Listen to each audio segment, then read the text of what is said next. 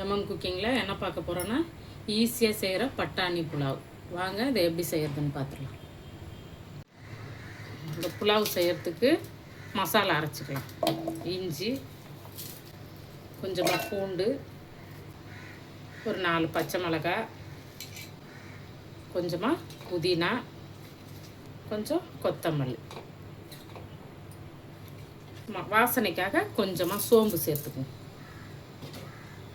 ஒரு 2 ஸ்பூன் அளவு தயிர் சேர்த்துக்குங்க. இது எல்லாத்தையும் நம்ம அரைச்சிட்டு வந்துடலாம். நல்லா இந்த அளவுக்கு பேஸ்ட் மாதிரி அரைச்சி எடுத்துக்குங்க. நல்லா நைஸாக அரைச்சி எடுத்துக்குங்க. நல்லா 1 ஸ்பூன் அளவு நல்லா நெய் சேர்த்துக்குங்க.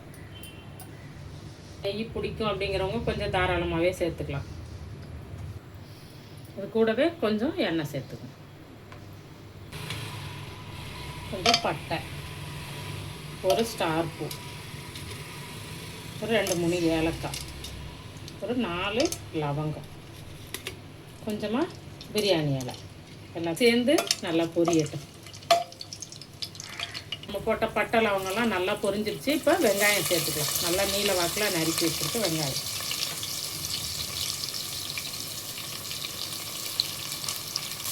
நல்லா வெங்காயம் பொன்னிறமாக வர மாதிரி நல்லா வதக்கிக்கோங்க. பிரியாணிக்கு வதக்குற மாதிரி. அப்போ தான் நல்லா டேஸ்ட்டு கொடுக்கும். இந்த வரி கிளற சாதம்னா நல்லா வெங்காயம் இந்த அளவு வதங்கினோன்னா நம்ம அரைச்சி வச்சுருக்க மசாலாவை சேர்த்துக்கலாம்.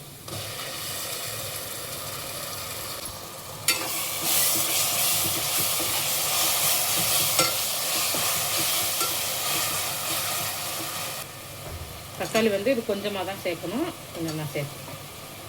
அப்புறவே நம்ம ஊற வச்சு வேக வச்ச பட்டாணியை சேர்த்துக்கலாம். எல்லாம் சேர்ந்து இந்த மசாலாவோடைய வதங்கி வரட்டும். நம்ம புதினா போட்டு அரைச்சிருக்கோம். இப்போ இது மேலேயே கொஞ்சமாக புதினா சேர்த்துக்கணும்.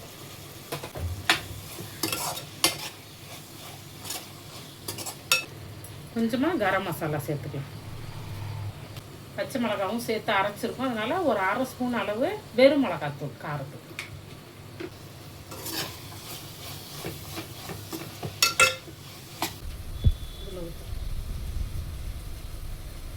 பாசுமதி அரிசிக்கு எப்பயுமே 1 கிளாஸுக்கு 2 கிளாஸ் அளவு தண்ணி வச்சு சேர்த்துக்குங்க. நீங்கள் எதில் எடுக்கிறீங்களோ அதுலேயே சேர்த்துக்குங்க. அந்த அளவு தான் இப்போ நான் சேர்க்குறேன்.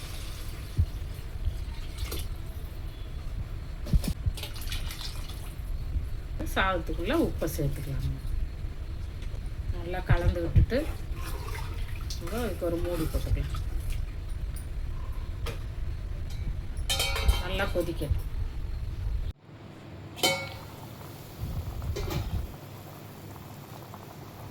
நல்லா தண்ணி கொதிச்சிடுச்சு. இப்போ நம்ம அரிசியை சேர்த்துக்கலாம். ஒரு 1/2 மணி நேரம் ஊற வச்ச பாசுமதி அரிசி.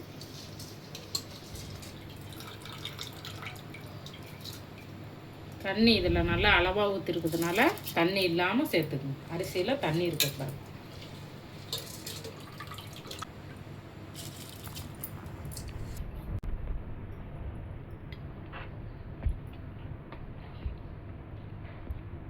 நல்லா கலந்து விட்டுக்கலாம். போட்டு மூடி போட்டு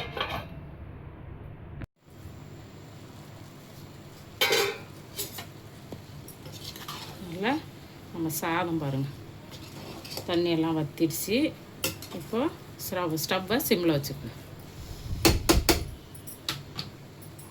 கூட ஒரு 1/2 பழம் எலுமிச்சம்பழம் அப்படி புளிஞ்சு விட்டுக்கணும். தக்காளி போட்டிருக்கோம், தயிர் சேர்த்துருக்கோம். அதனால் கொஞ்சமாக புளிஞ்சு விட்டுக்கணும். இதையும் சேர்த்து அரிசி அப்படி உடஞ்சிடாமல் அப்படியே கிளறி விடுங்க.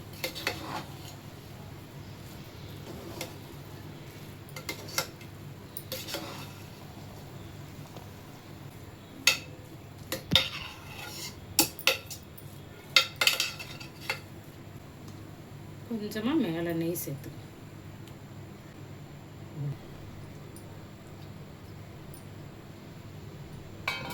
இப்போ மூடி போட்டு வெயிட்டுக்காக இந்த இடிக்கல்லை எடுத்து அது மேலே வச்சு ஒரு 5 நிமிஷம் சிம்மில் வச்சுக்கலாம். நம்ம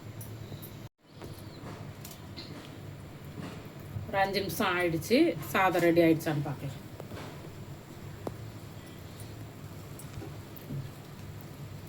நம்மளோட பட்டாணி புலாவ் பாருங்கள், சூப்பராக உதிரி உதிரியாக ரெடி ஆயிடுச்சு.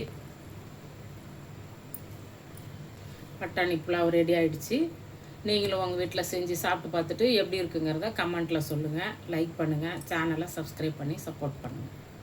நன்றி.